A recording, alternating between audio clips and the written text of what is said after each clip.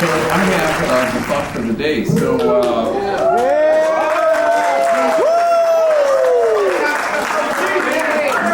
thank you for lowering your expectations. So it's good to be back, and a poet wrote something like 300 years ago. Absence makes the heart grow fonder, and so fondness is like affection, and I would not have thought that my fondness could grow stronger, but it does when you're away from here. So I missed you guys, and fondness is also comes from the word foolish, so because I think part of the world doesn't really get the affection of this place, which is kind of unique. Thank you for all your messages and your memes and your texts. And, I had a homie who I hadn't heard from in a long time, and he texted me and he said, "I heard that you died." So I'm texting you to see if it's true. So I wrote him back, "I'm texting from heaven. The cell service here is amazing." 5 bars.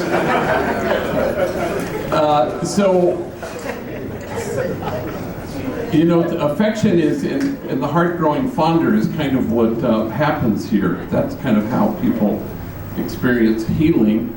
I landed from overseas on Saturday, and on Sunday I was the privilege of my life to travel to San Francisco and San Jose with Walter and Steve Montoya and Walter Corrales.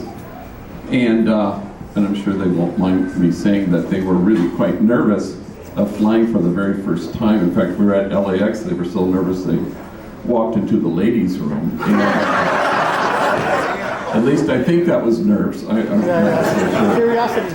But the thing that I was telling them that I was so struck by was how lovingly grateful they were for every single breathing moment that we were together giving these talks and such. So, and I appreciated that.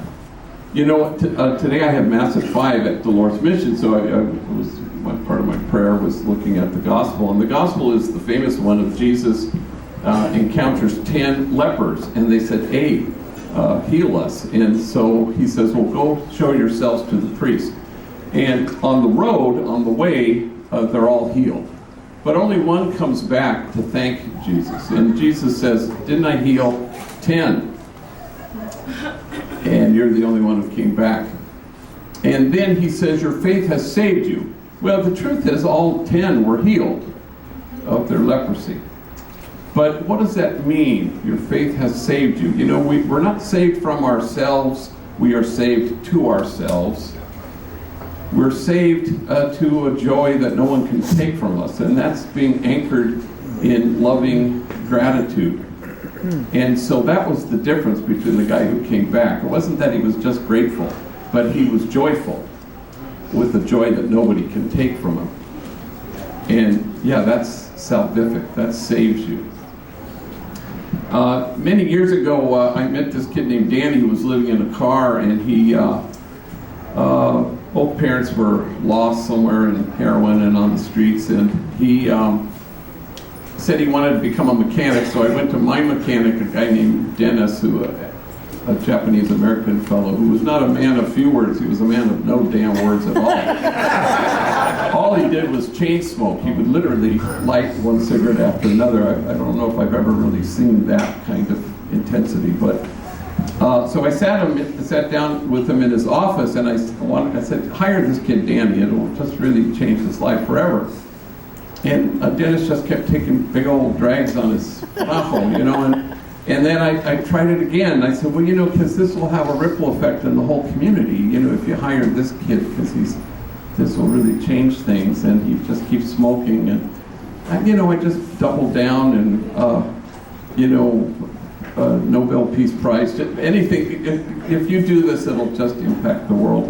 And nothing seemed to work. And so he took one last mean drag on his cigarette, and smoke was wafting in front of his face. And this is the only thing he said to me that day: "I'll teach him everything I know." So he did. He taught Danny how to be a mechanic. And Danny would come into the office and periodically and say, "I learned how to change the oil or fix a carburetor, or whatever the heck."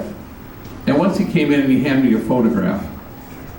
And in the photograph is Danny just covered with axle grease, and he's wearing his work shirt that says Danny emblazoned here. Big, huge smile, and there's no doubt in anybody's mind that he's lovingly grateful for this job. But standing next to him with his arm around him and a cigarette hanging out of his mouth was Dennis, and equally certain that having hired this kid has filled him with loving gratitude. And that's what it looks like when the heart grows fonder. And the more it grows fonder, the more it gets close to the kind of joy that no one can take from you. So, welcome to Homeboy Industries, and welcome to a place where your heart can grow fonder, and so that you can be anchored in loving